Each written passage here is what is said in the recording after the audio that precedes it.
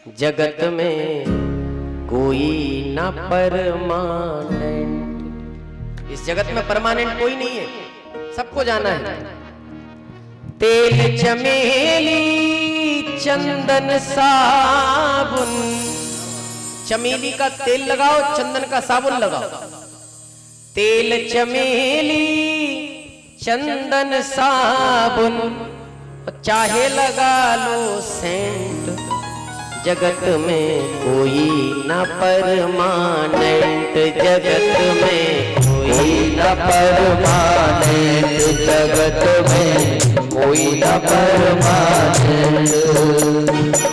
तेल चमेली चंदन साबुन, तेल चमेली चंदन साबुन, तेल चमेली चंदन साबुन, तेल चमेली चंदन साबुन, चाहे लगा लो सेंट, जगत में कोई न परमानेंट। जगत में कोई न परमानेंट। जय हो, ताली से बगल में भाई भावक भाई भक्त जय हो।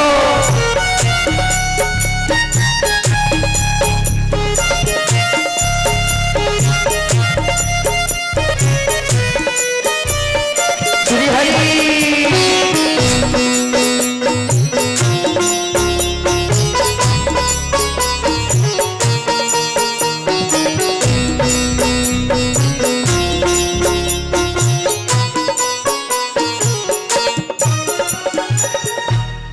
संत कहते हैं, आवागमन लगी दुनिया में, जगत है रेस्टोरेंट रे प्यारे, जगत है रेस्टोरेंट रे प्यारे, जगत है रेस्टोरेंट। आवागमन लगी दुनिया में, जगत है रेस्टोरेंट रे प्यारे, जगत है रेस्टोरेंट रे प्यारे, जगत है रेस्टोरेंट। अंत समय में उड़ जाएंगे, अंत समय में उड़ जाएंगे तेरे तंबू टेंट, जगत में कोई न परमानेंट। जगत में कोई न परमानेंट, जगत में कोई न परमानेंट, जगत में कोई न परमानेंट। दूसरी पंक्ति में साधक कहता है, आप कहीं भी घूमो, चाहे किसी तीर्थ में जाओ, चाहे किसी शहर में जाओ, कहीं भी जाओ,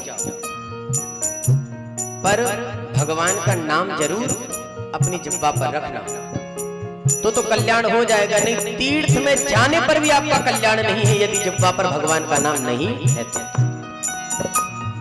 हरिद्वार चाहे मथुरा काशी, घूमो दिल्ली कैंट रे प्यारे, घूमो दिल्ली कैंट रे प्यारे, घूमो दिल्ली कैंट। हरिद्वार चाहे मथुरा काशी, घूमो दिल्ली कैंट रे प्यारे, दिल्ली घूमो कैंट रे प्यारे, घूमो दिल्ली कैंट। मन में नाम प्रभु का राखो, मन में नाम प्रभु का राखो, मन में नाम प्रभु का राखो, मन में नाम प्रभु का राखो। धोती पहनो या पैंट, जगत में कोई ताली से बात है, जगत में कोई न परमानेंट, जगत में कोई न परमानेंट, जगत में कोई न परमानेंट।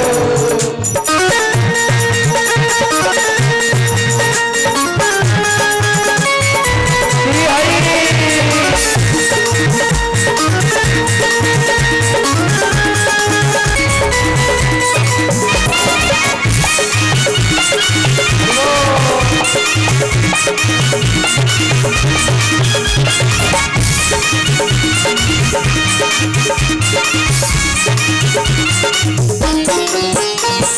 राष्ट्रपति या जनरल कर्नल, चाहे हो लेफ्टिनेंट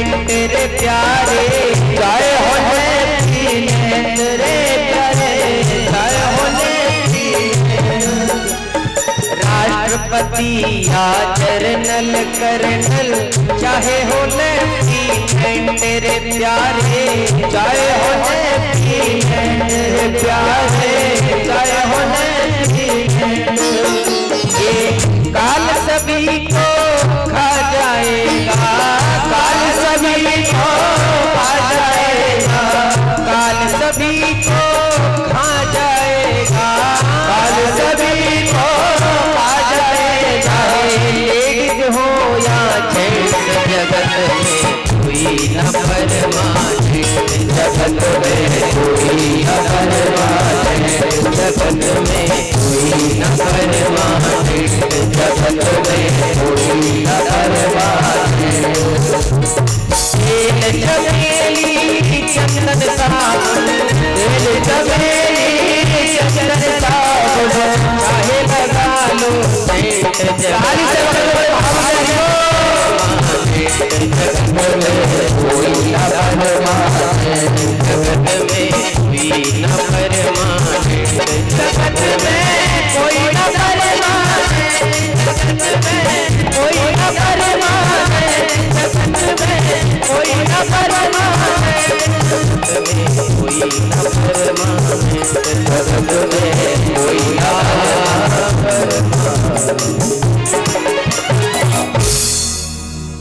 साधु संत की संगत कर लो,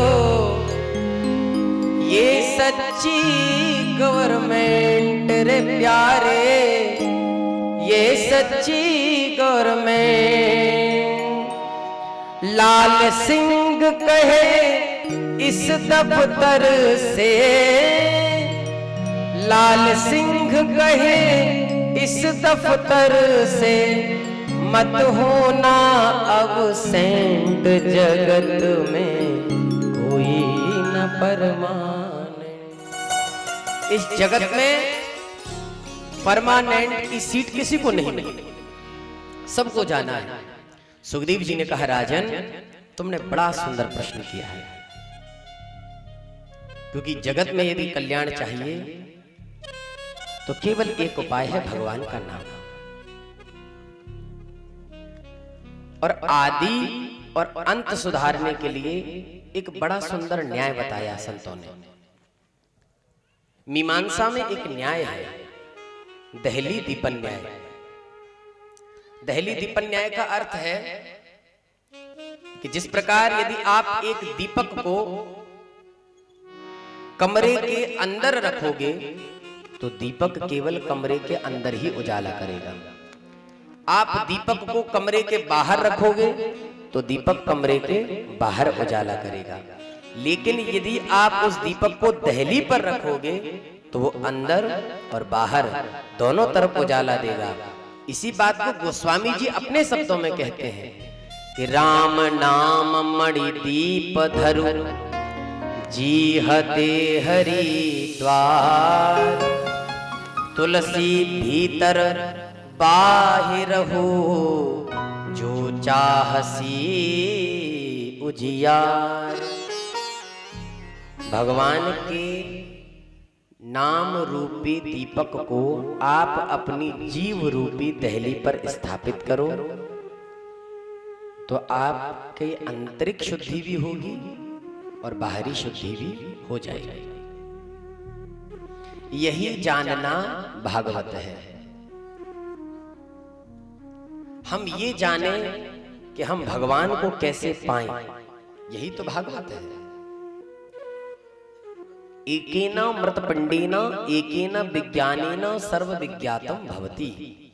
एक मृतपिंड के द्वारा, एक के द्वारा, विज्ञान के द्वारा सबको जान लेना, अर्थात केवल एक भगवान को यदि आपने जान लिया तो आपने सब कुछ जान लिया।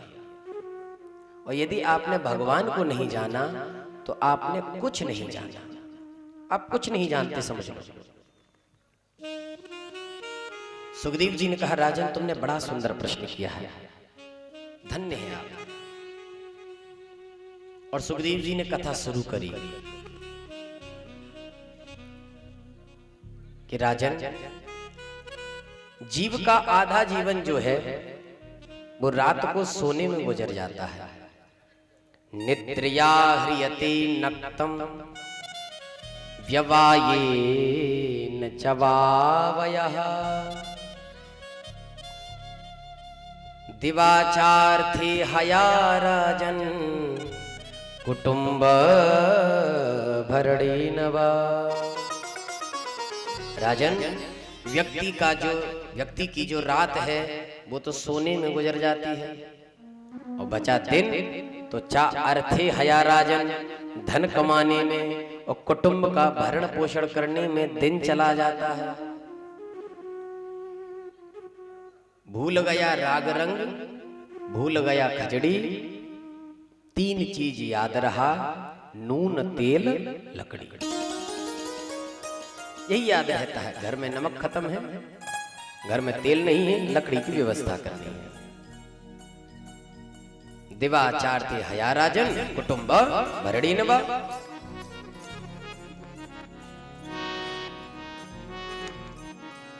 एक संत कहते हैं ना, आपने वो पद सुना होगा कि बचपन भी जाए, जवानी भी जाए, और बुढ़ापे का होगा असर धीरे धीरे।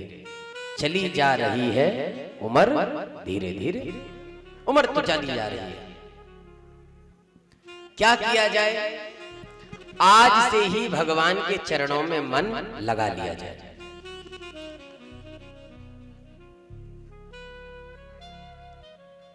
प्रार्थना की जाए कि हमारा मन आज से ही भगवान के चरणों में लग जाए। कथा को आगे बढ़ाने से पहले मैं एक प्रसंग पे आऊंगा। क्षमा कीजिएगा, मैंने प्रसंग छोड़ा। संत कहते हैं कि कथा में विघ्न करने वाले को बड़ा पाप लगता है, ये ध्यान रखना।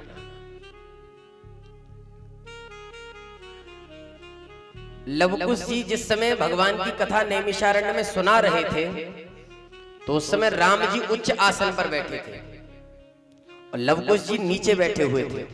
तो राम जी को लगा कि मेरे द्वारा व्यास गद्दी का अपमान हो रहा है, मेरे द्वारा व्यास गद्दी का अपमान हो रहा है। राम जी ने कहा मुझे नीचे बैठना चाहिए, और राम जी नीचे बैठने के बारे में सोचने लगे। फिर अचानक राम जी के मन में एक प्रश्न आया कि यदि मैं उठा तो जितने लोग कथा में मन लगाए हैं, इन सब का मन जो है ये भटक जाएगा, और मन भटक गया तो कथा में विघ्न हो जाएगा, और कथा में यदि विघ्न हो गया तो पाप हो जाएगा। तो राम जी इस तरीके से उतरे कि किसी ने उनको देख तक नहीं पाया, और धीरे धीरे दबे पांव राम जी नीचे जाकर बैठ गए कथा सुनने के लिए, कि कथा में विघ्न ना हो। और मैं कथा सुनाता जा रहा हूं, फिर भी सामने भैया पानी पिलाते जा रहे हैं। देखो भैया पानी मत पिलाओ, आप यदि जल पिलाएंगे तो 10 लोगों का ध्यान आप पर जाएगा, और वो 10 लोगों का ध्यान आप पर जाएगा, मेरा ध्यान उन पर जाएगा। बोल वृंदावन बिहारी लाल की जय। जय जय श्री राधे। महात्म्य में यही कल बताया गया था कि नोपवासो परम प्रोक्तः कथा विघ्न करो